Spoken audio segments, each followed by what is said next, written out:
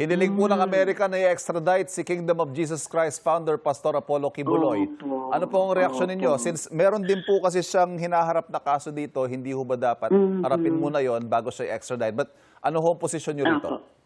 Ang posisyon ko dyan, Ivan, ay sa kung saan mang bansa o mga bansa ay nilapat niya ang karapatan ng mga kababaihan at mga menor de edad, dapat managot siya.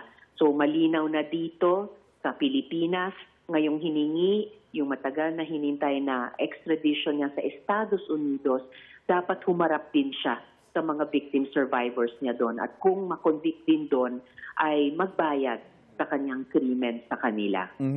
Ano naman ho kaya yung magiging implication nito sa extradition request? Yun nga, dahil may kinakaharap din siyang kaso. Kung halimbawa, i-grant nga natin yung request na yon.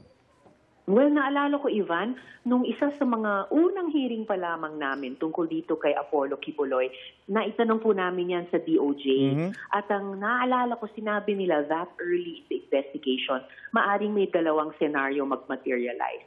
Yung una ay tapusin muna ang proseso dito saka siya ipadala sa aninmang bansang humingi ng extradition, o maari ding maging option ng gobyerno ay ipadala muna doon sa isang bayan and then saka tapusin yung pagharap sa responsibilidad niya dito sa ating bayan. So mukhang yung pangalawang senaryo ang nagba-materialize ngayon after almost a year na lumitaw yung concrete possibility na hingi ng US State Department ang extradition ni Kibuloy doon sa kanila. Kaya napalitaan po natin kahapon na inendorso na ng DFA sa DOJ itong extradition request para sa kanila namang aksyon.